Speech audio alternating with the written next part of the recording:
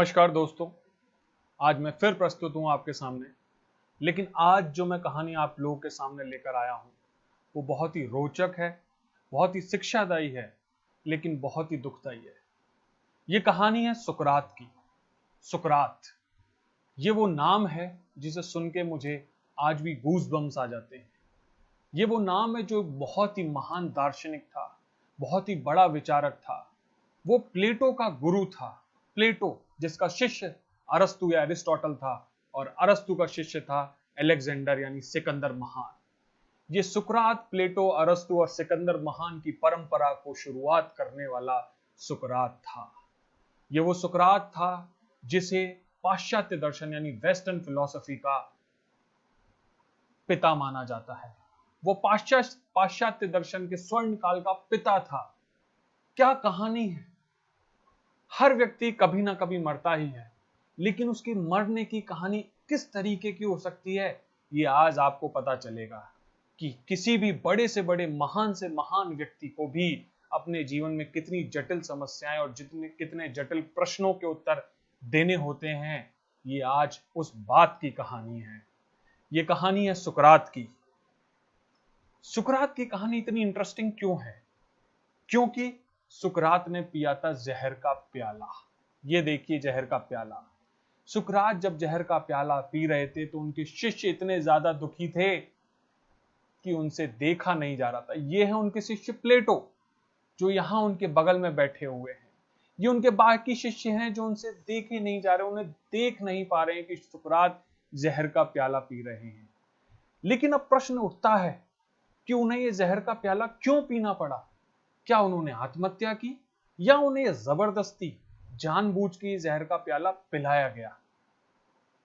तो बात है 399 ईसा पूर्व की, अर्थात 399 बीसी की एथेंस में, जहां पर 500 लोगों की जूरी ने सुकरात पे एक आरोप लगाया।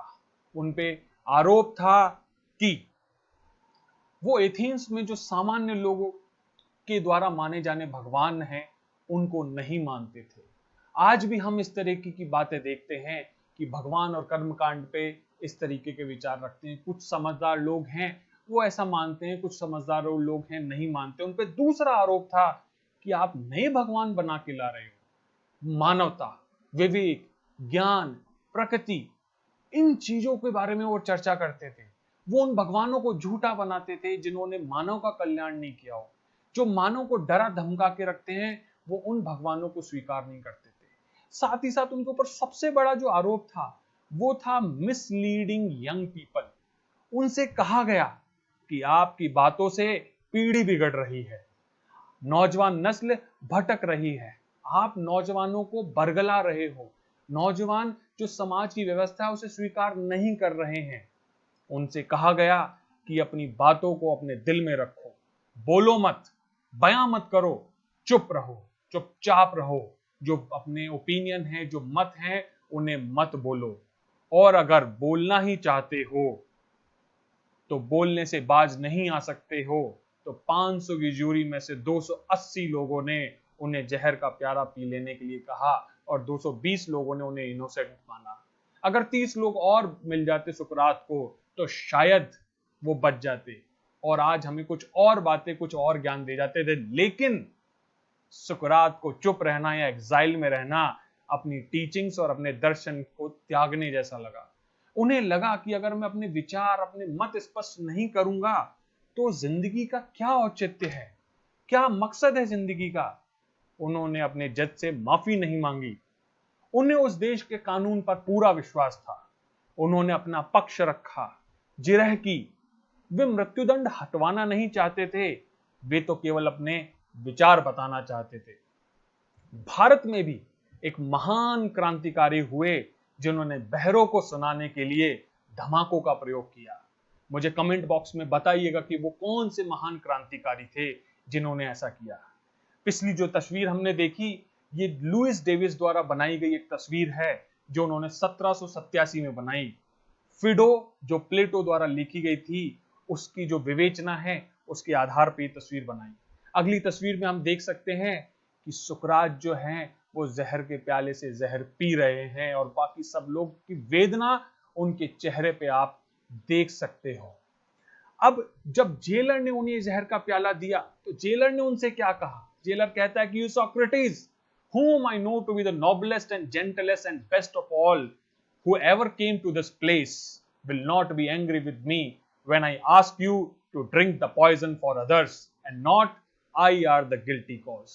उन्होंने जेल में आने वालों में उन्हें सबसे नोबलेस्ट, जेंटलेस्ट और बेस्ट ऑफ ऑल माना और कहा कि तुम एक विवेकी आदमी हो, मैं तुम्हारा सदैव सम्मान करूंगा, धन्यवाद। जाते जाते सुकरात क्या कह के गई, कितनी इंटरेस्टिंग बात है, कितनी रोचक बात है, कितना मर्म है इस बात में, कितना सत्य है इस बात में कि the hour of departure has arrived and we go our separate ways, I to die and you to live, which of these two is better only God knows. मतलब मरने का समय आ गया, मेरे जाने का समय आ गया है, मैं मरने वाला हूं और तुम लोग जीने वाले हो, लेकिन ये भगवान ही जानता है कि इनमें से कौन सा बेहतर है, क्योंकि बिना बोले, बिना अपना मत व्यक्त किए, बिना अपने विचार रखने जीना मरने से भी खराब है। इसलिए सुकरात ने मृत्यु का वर्ण किया और इसीलिए सुकरात महानतम लोगों की आज उन श्रेणी में है। और उनके कुछ कोट्स मैंने अपने यहां रखे हैं, पढ़िए इनको और जीवन में अवतरित कीजिए। Thank you very much.